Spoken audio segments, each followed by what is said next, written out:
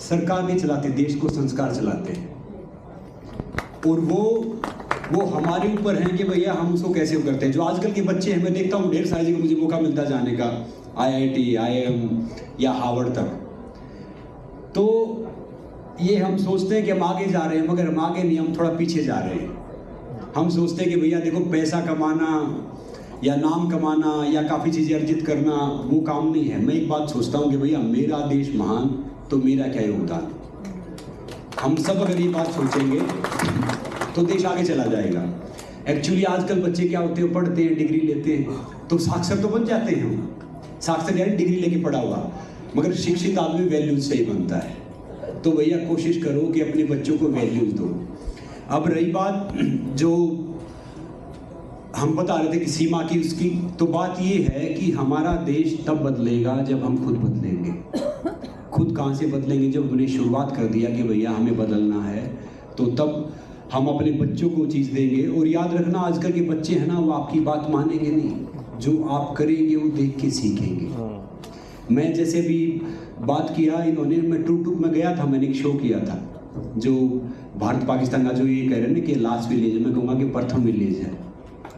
और ये हम सब का फर्ज है। मैं कोई भी काम करता हूँ, मैं देखता हूँ कि भैया इसमें समाज का कोई भला हो रहा है, देश का कोई भला हो रहा है। जैसे कोल्ड ड्रिंक की बात कर रहे थे, विजय भाई ने भी बताया मुझे, तो मैं कह रहा हूँ कि बात कोल्ड ड्रिंक की नहीं है, बात गुटखे की नहीं है, बात किसी और चीज़ की नहीं है।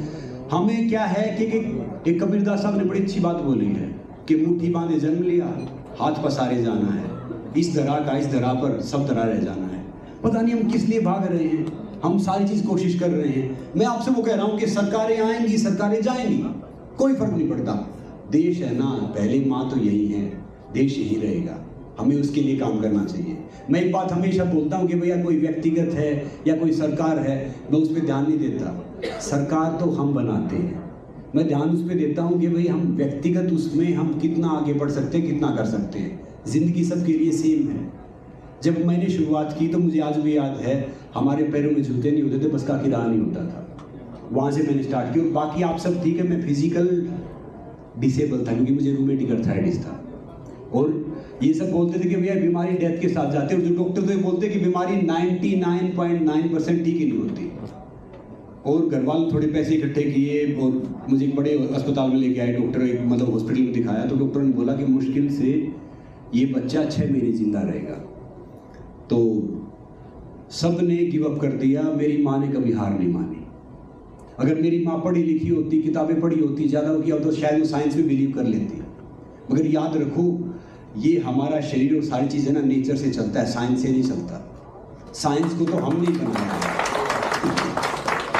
अगर आपको ज़िंदगी में आगे जाना ना, तो नेचर के दोस्त बनो, तभी देश आगे जाएगा, तभी आप आगे जाओगे।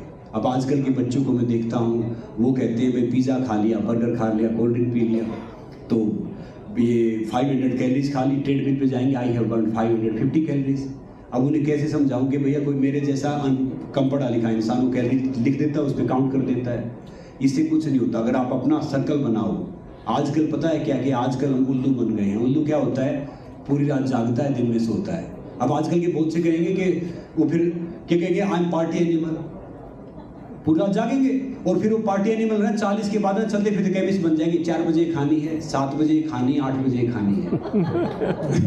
तो वो हम सब के ऊपर है कि भैया अपना नियमित दिनचर्या करो। और मेरा ही मानना ये है कि अगर आपका शरीर स्वस्थ नहीं है ना, सीमा दूर की बात है, आप अपना घर सुरक्षित नहीं रख सकते। अगर आपका शरीर ठीक है तो आप सारी चीज़ कर सकते हैं। और एक पुरानी कहावत है, जैसा खाओगे वैसा होगा मन, जैसा पियोगे पानी वैसे निकलेगी वाणी, जैसी संगत वैसी रंगत। तो अपने शरीर पे काम करो, अपने उस पे काम करो। तो मेरी माँ मुझे दिन में 10-12 बार मसाज करती थी, कभी तिल के तेल से, कभी सरसों के तेल से, कभी देसी घी से, कभी आयुर्वेदिक ऑयल से। तो मैं खड़ा हुआ, मैं ठीक हुआ। आप यकीन करेंगे, मैं पिछले 30 साल से, माफ़ करना, मैं से डॉक्टरों की बहुत इज्जत करता हूँ, ना मैं उनको जानता, ना मैं उनकी मानता, ना मैं उनकी सुनता। क्योंकि याद रखना कि नेचर से आप एक्चुअली ठीक हो सकते हो। साइंस में कुछ बीमारी का समाधान है, मगर सब समाधान नहीं है।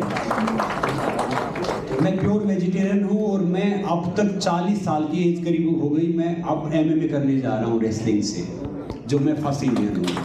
तो मैं आप सबको कह रहा हूँ कि ये ढेर सारी चीज़ें हैं ना, सारा पोटेंशियल हमारे अंदर है कि भैया हम उसको कैसे ले सकते हैं, कैसे देख सकते हैं। और कोई नहीं, देश अपना, मैं एक बात सोचता हूँ कि भैया देश अपना है। शायद हो सकता था कि कोल्ड ड्रिंक ऐड करके या तंबाकू का ऐड करके या गुटखे का ऐड करके या करके 2 पैसे तुम कमा सकता हूँ, और पैसे जाएँ कहाँ पे? अगर आप सारी चीज़ करते हैं, मैंने गाँव में देखा कि एक बच्ची है ना, मई जून के महीने में ऐसे पैदल जा रही थी, उसके पैर में चप्पल नहीं थी। तो मैंने सोचा इतनी उसमें ये बच्ची जा रही है तो क्या है? बोले इसकी मदर नहीं, इसके फादर नहीं है। तो करता परमात्मा है। मैं उसका जरिया बनना स्टार्ट किया था। अब है ना 150 बच्चों की फैमिली हो गई जिनकी एजुकेशन का, यूनिफॉर्म का मैं जरिया बनता हूँ। करता वो है जिसमें से 90 लड़कियां हैं, बाकी लड़के हैं। तो मैं यही कह रहा हूँ कि कोशिश करो। मैं किसी से 1 रुपया नहीं लेता। मैं बोलता हूँ कि भैया जो मैं कमाता हूँ उसका 5-10% डाल देता हूँ। छोटा सा मैंने भी फाउंडेशन बनाया है। तो बात वही है। इसलिए मैं कह रहा हूँ कि देखो, ईमानदार होना एक, सॉरी थोड़ा सा 1 मिनट टाइम लूंगा, मुझे लगता है थोड़ा लेट ना हो जाए। ईमानदार होना एक अच्छी बात है। ईमानदार होने से देश नहीं चलता। काम के लिए ईमानदार होना अच्छी बात है कि भैया मैं ईमानदार हूँ, अच्छी बात है। मगर आप काम के लिए कितने ईमानदार हो वो जरूरी है। तो वो आपके ऊपर है कि आप कितना वो ईमानदारी से काम करते हो। अब बहुत से कहते हैं कि भैया ये वो सरकारी पोस्ट पे है, वो अधिकारी वो ये नहीं कर रहा है, वो मंत्री ये नहीं कर रहा है। तो मैं हैरान हो जाता हूँ। याद रखना कि ये 2.5 दिन होते हैं। 2.5 दिन जिसमें आते हैं ना, अगर हम अपने आप को पहचानेंगे ना, मैं एक बात हमेशा बोलता हूँ, हमारी हार वो नहीं है कि दुनिया में नहीं पहचानती, हमारी हार वो है कि हम खुद को नहीं पहचानते। शेर और चीता कितने ताकतवर हो, मगर भेड़िया कभी सर्कस में परफॉर्म नहीं करता, क्योंकि वो जानता कि वो भेड़िया है। आप उसे परफॉर्म नहीं करवा सकते। तो मेरी बात यही है कि हम अगर अपने आप को पहचानेंगे, अपने आप को कोशिश करेंगे। अब मैंने मेरे गांव में क्या कर रखा है, जैसे मेरे गांव के बहुत अनुभव हैं एनजीओ के, इन सब के क्या करते हैं, मैं ढेर सारे बच्चों को कर रखा कि भैया आप एक काम करना, आप है ना पेड़ लगाना। अब हम कहते हैं कि भाई हमारा ये जलवायु चेंज हो गया है, ये सारी चीज़ की, हमारी आबादी 140 करोड़ है, उससे ज़्यादा ही है। अगर 140 करोड़ में से सिर्फ 100 करोड़ इंसान 1 साल में एक पौधा लगाएं और 10 साल तक आगे लगाएंगे ना, तो मैं कह रहा हूँ कि भारत जलवायु का कोई प्रभाव पड़ेगा ही नहीं उस पर। ये हमारे ऊपर है कि भाई हमें करना क्या है। अब हम एसी लगा रहे हैं, गाड़ियाँ बना रहे हैं। वो देश की तरक्की है ना, रोड बनाने से या बिल्डिंग बनाने से नहीं होती। देश की तरक्की वो होती है कि भैया उसका नैतिक मूल्य कितने आगे बढ़ गए हैं, कि बच्चों में कितना उसका वो है देश के लिए। और जहाँ से ये है, मैंने भी वही शुरुआत की है। तो मैं आप सबको यही कहूँगा कि भैया चाहे कुछ हो या ना हो, आप अपने बच्चों में है ना वैल्यूज़ दो। अगर वो वैल्यूज़ हैं तो सब कुछ सही है। अब मैं ढेर सारी फैमिली से मिलता हूँ जो बड़ी बड़ी बात करती थी, ओ मेरा बेटा तो करोड़ा पैकेज दे रहा है, मेरा बेटा तो रुपया पैकेज दे रहा है। कोविड में मैंने देखा काफ़ी फैमिलीज़ का, वो बेटे से करोड़ा पैकेज ले रहे हैं, माता पिता को यूज़ करते हैं, बाहर चले जाते हैं। मैं कह रहा हूँ कि अंतिम संस्कार तक नहीं आते।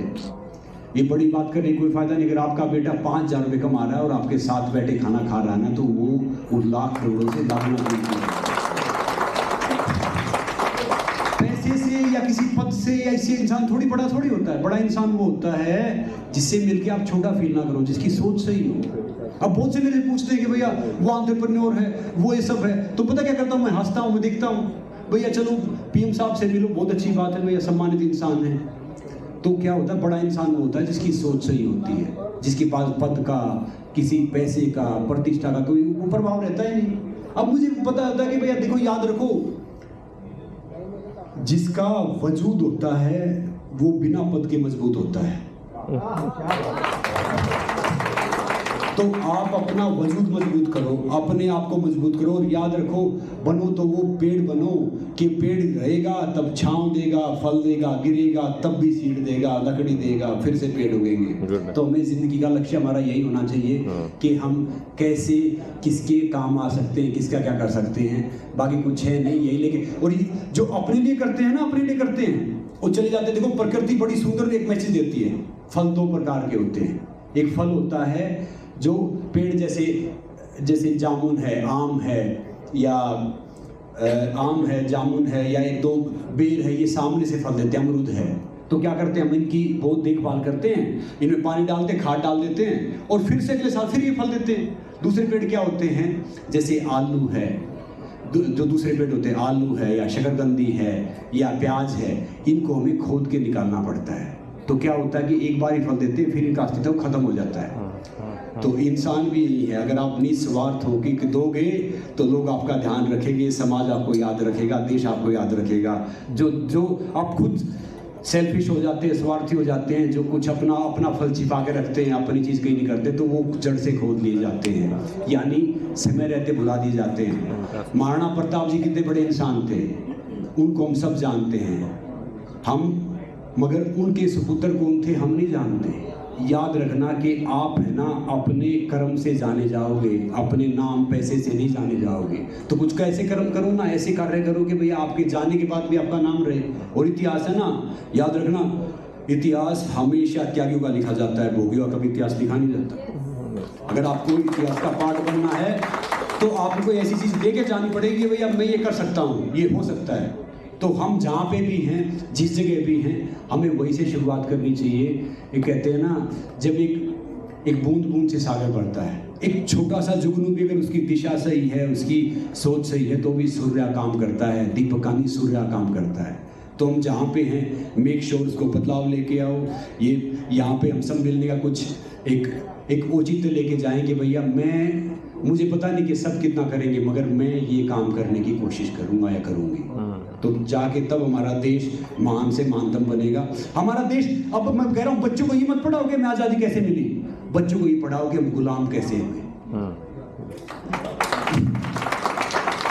आज़ादी का महत्व नहीं था, हम गुलाम कैसे हुए। गुलाम हम छोटे से स्वार्थ के लिए, छोटे से उसके लिए हमने अपनी ज़मीन का, अपने देश का, अपने संबंधों का, अपने भाईचारे का, सबका सौदा कर दिया। तो याद रखो, अगर आप ईमानदार हो, सही चीज़ सोचते हो, तो फिर आपको कोई फ़र्क ही नहीं पड़ेगा कि भैया कोई आपके लिए क्या सोचता है। हमेशा रहो। और ये सराहनीय मुहिम है, मुझे इसे जुड़ने का मौका मिला, बात करने का मौका मिला। मगर मैं बात एक हमेशा कहूँगा कि जहाँ पे भी हो, जैसे भी हो, हम इंसान हैं, हम मूव कर सकते हैं, हम हिल सकते हैं, हम कुछ कर सकते हैं। नमस्ते, जय हिंद।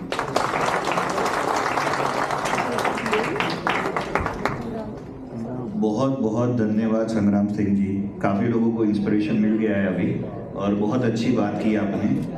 और अभी मैं बुलाना चाहूँगा श्री पीपी चौधरी जी को, जो हमारे मुख्य मेहमान हैं। वो मेंबर ऑफ पार्लियामेंट, सांसद पाली राजस्थान से है, तो सब उनको तालियों से स्वागत करेंगे। श्री पीपी जी।